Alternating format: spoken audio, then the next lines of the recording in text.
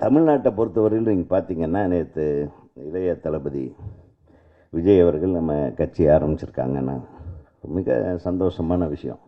ஒரு வார்த்தை சொன்னார் நேற்று அரசியல் நான் வந்து வெறும் இதுக்காக பயன்படுத்துறதுக்காக வரல, உண்மையாக மனிதர்களை மக்களையும் நேசித்து அரசியல் கட்சி ஆரம்பிச்சிருக்கேன் அப்படின்னாரு. அரசியல் தலைவனாகின பிறகு களத்தில் இறங்கும்போது சினிமாவில் நடிக்கிறத விட்டுருவேன்னு சொல்லியிருக்காரு.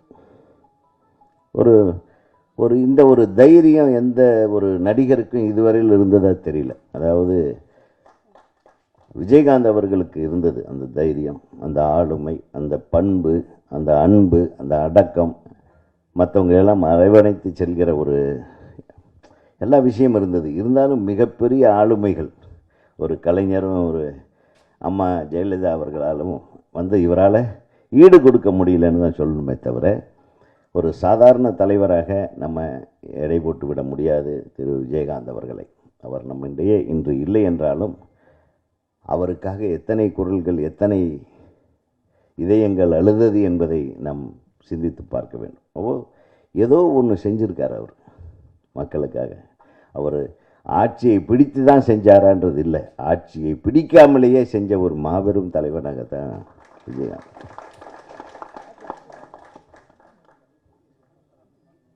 ஆரம்ப காலத்திலிருந்து பார்த்திங்கன்னா காங்கிரஸ் கட்சி நம்ம தமிழ்நாட்டை முதல்ல ஆண்டு கொண்டிருந்தது. அப்புறம்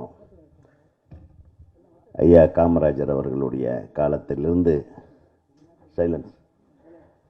காமராஜர் அவர்களுடைய காலத்திலிருந்து எடுத்து பார்த்தோம்னா, நான் எல்லாம் இப்போ வந்து ஸ்தாபன காங்கிரஸில் இருந்தேன் ஒரு காலத்தில்.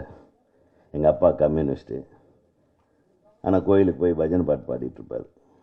இதெல்லாம் தாறுமாறாக இருக்கும். அப்போது காங்கிரஸ் ரெண்டாக உடையுது, ஸ்தாபன காங்கிரஸ்ன்னு மாறுது, அப்புறம் காங்கிரஸ் ஐன்னு வருது, அதுக்கப்புறம் திருப்பி எல்லாம் மெர்ஜ் ஆகி ஒரே காங்கிரஸ் ஆகுது. உங்களுக்கு இந்த வரலாறுலாம் நான் சொல்ல வேண்டியதில்லை. ஆனால் அந்த கட்டத்தில் காங்கிரஸை முறியடிப்பதற்காக திராவிட முன்னேற்ற கழகம் உருவாக்கப்படுகிறது.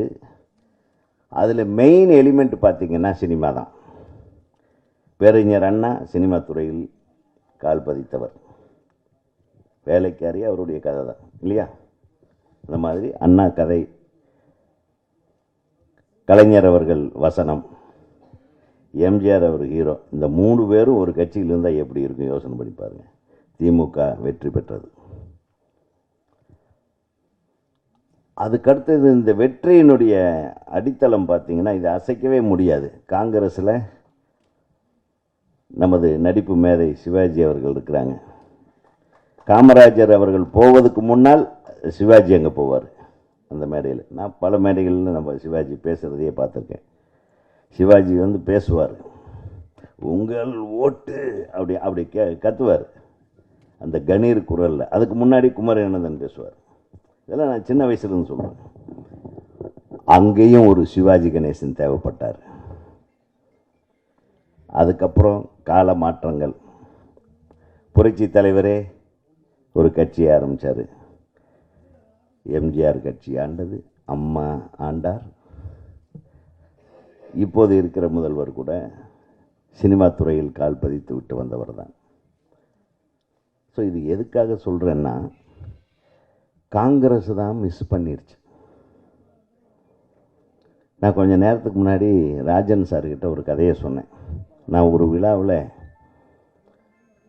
ஒரு முதலமைச்சர், முன்னாள் பாண்டிச்சேரி முதலமைச்சர் கூட ஒரு நிகழ்ச்சியில் கலந்துக்கிட்டேன்.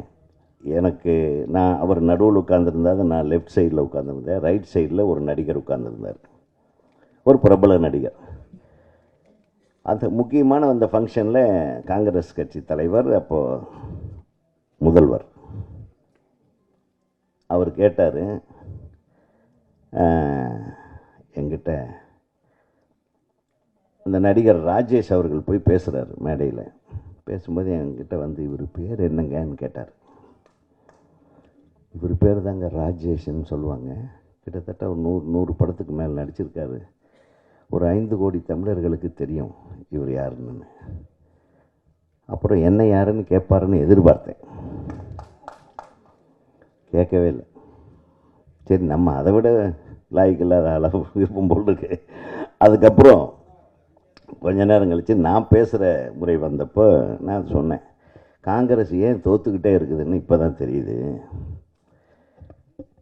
ஒரு 100 படங்கள் நடித்த நடிகனை கூட தெரிந்து கொள்ளாத ஒருவர் தலைவராக இருந்தால் எப்படி? நல்லா யோசனை பண்ணி பாருங்க. கலைஞர்களை யார் கௌரவிக்கிறார்களோ அவர்கள் மட்டும்தான் நல்ல ஆட்சியாளர்களாக மாற முடியும், இருக்க முடியும். இது இன்னைக்கு நேத்தலங்க. ராமாயணம் தொட்டு அந்த காலத்தில் இருக்க இந்த அரசர்கள் எல்லாம் பார்த்தீங்கன்னா நிறைய கலைஞர்களுக்கெல்லாம் அள்ளி அள்ளி கொடுப்பாங்க. எதுக்கு? கலைஞர்கள் தான் உளமாற அந்த அரசனை பாராட்டுவார்கள், போற்றுவார்கள், அந்த அரசனை பற்றிய புகழை வெளியே சென்று பரப்புவார்கள். அப்படியெல்லாம் இருந்ததுனால தான் ராஜாக்களுக்கு பேரும் புகழும் வந்தது. இல்லைன்னா ராஜராஜ சோழனை பற்றி இத்தனை பேர் சொல்ல சொல்ல சொல்ல சொல்ல தான் அந்த ஆள் கதை வருது. புகழுக்கு மட்டும் நம்ம நிறைய அள்ளி கொடுக்கணும். அதனால் நிறைய அள்ளி கொடுக்கிறவர்கள் அரசராக வேண்டும், கலைஞர்களை அரவணைக்கிறவர்கள் அரசராக ஆட்சியாளர்களாக வேண்டும். அதனால் இருந்த ஒரு சிவாஜி அப்படி எப்போ விட்டீங்களோ அப்போவே காங்கிரஸ் சவுத் இந்தியாவில் மங்கிடுச்சு. அந்த தப்பை பண்ணாமல் இந்த மாதிரி விழாக்களுக்கெல்லாம் என்னை கூட மதித்து நீங்கள் என்னென்ன படம் பண்ணியிருக்கீங்கன்னு கேட்டு முன்னாடியே கேட்டு அண்ணன் தெரிஞ்சுக்கிட்டு அந்த படம் நான் பார்த்துருக்கேன்னு நம்மளை பாராட்டிட்டு உட்கார்ந்துருந்த அழகிரி அண்ணனுக்கு என்னுடைய மனமார்ந்த வாழ்த்துக்கள். ஏன்னா நீங்கள் அரவணைங்க. உங்கள் கட்சிக்கு யாராச்சும் ஒரு நடிகரை வந்தான்னா அவர் இவன் நடிகன் தானேன்னு ஏளனமாக பார்த்து அனுப்பிடாதீங்க சார். ஒரு நடிகனுக்கு குறைஞ்சபட்சம் 1 லட்சம் ஓட்டாவது விழும் சார். அது உங்களுக்கு தெரியாது எங்கெங்கே விழுன்னு. அதனால தான் திரைப்பட கலைஞர்களை அனைத்து கட்சிக்காரர்களும் பயன்படுத்தி கொண்டிருந்தார்கள். இப்போது அவர்கள் மீது அவர்களை ஏளனம் செய்து அவர்களை பயன்படுத்த தவறுகிறார்கள். அதனால் பெரும் விளைவுகளை அரசியல் கட்சிகள் சந்திக்கப் போகிறது என்பதில் எந்த விதமான சந்தேகமும் இல்லை. அதை நீங்கள் செய்து விடாதீர்கள். இது என்னுடைய வேண்டுகோளாக வைக்கிறேன். ஏன்னா சினிமாக்காரங்களுக்கு எல்லாம் தெரியுன்றது அல்ல. சினிமாக்காரனுக்கு அயோக்கியத்தனம் பண்ணுறது, ரொம்ப தப்பு பண்ணுறது, அடுத்தவனை ஏமாத்துறது தெரியாது. அவன் நேர்மையாக உழைச்சி அவன் உழைப்பில் தான் அவனுக்கு பேர் வந்திருக்குமே தவிர நல்லா நடிக்கலைன்னா கைத்தட்ட மாட்டான் ஜனங்கள், நல்லா டான்ஸ் ஆடலைன்னா ரசிக்க மாட்டாங்க. ஸோ அவங்ககிட்ட இருக்கிற எல்லா திறமைகளையும் பயன்படுத்தி தான் அவங்க கைத்தட்டல் வாங்கி அவங்க வளர்ந்துருக்காங்க. மற்ற விஷயங்கள் அவங்களுக்கு தெரியாது. அவங்களை அழகாக நீங்கள் பயன்படுத்தி கொண்டால், நான் அனைத்து அரசியல் கட்சிகளும் காங்கிரஸுக்கு மட்டுமல்ல, நிறைய விஷயங்களை அவர்கள் மூலமாக நீங்கள் பொதுமக்களுக்கு கொண்டு சென்று சேர்த்தலாம். அதன் மூலமாக உங்கள் கொள்கைகளை பரப்பலாம். செய்திகளை உடனுக்குடனும் துல்லியமாகவும் தெரிந்து கொள்ள சப்ஸ்கிரைப் பண்ணுங்க.